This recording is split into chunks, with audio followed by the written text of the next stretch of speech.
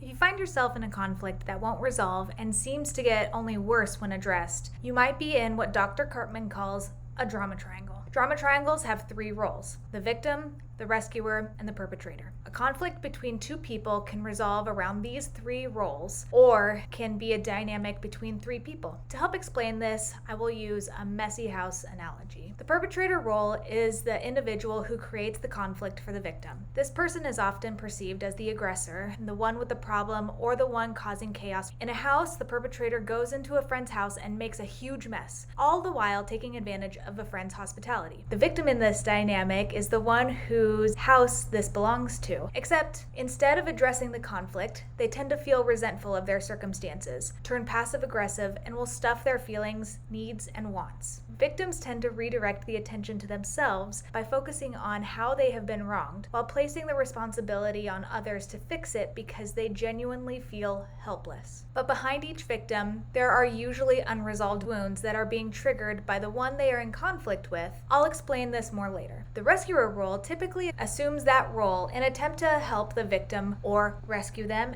out of the conflict by caretaking, fixing, trying to control the conflict, forgiving quickly, people-pleasing, deferring to the other, or being extra compliant. In the house analogy, this person can nobly come to the aid of the victim. The rescuer will go clean the house to resolve the tension or the injustice that they feel for the victim. But unfortunately, this can lead to enabling the victim to relive time after time, repeating the same pattern rather than the victim turning inward to reflect, why do I keep letting this person into my house? This would be a nice gesture at first, but rescuers create a dependency on themselves rather than a healthy response to come alongside the victim to help them take charge of their circumstances. It then becomes on the rescuer to solve a problem. This can lead to a rescuer feeling resentful. Any two or three people can switch between roles in a conversation. Perpetrators can move into victims, victims to rescuers, and rescuers to victims. Often, victims turn into rescuers in an attempt to stop the conflict, or perpetrators live in a state of rescuing until they blow up and create a problem. It all comes back to the denial of our own needs in a relationship. If you notice this dynamic happening in your relationship, what can you do? First, recognize the role that you are in and understand why. If you find yourself in a victim spot, ask yourself, what is the injury that I'm feeling? Is it worthlessness? Is it not good enough? Do you feel like your needs even matter? Then take responsibility of tending to this wound. Maybe this means journaling or going to a counselor to understand what experiences you've had that have led you to believe these beliefs to find healing. Recognize your agency and set boundaries for yourself, or be direct with the one causing conflict with you with what you need. If you don't feel like you have the skills to do this, take responsibility by learning them and don't blame others for where you are. If you find yourself in a rescuer place, be objective. Understand that there are no winners or losers. Be respectful and remind yourself that you are not responsible for saving another from their pain. You can ask the other, what do you need? How can I help support you? If it is more than you are responsible for, be honest about your limitations and what you need in this relationship. This creates a process of negotiation.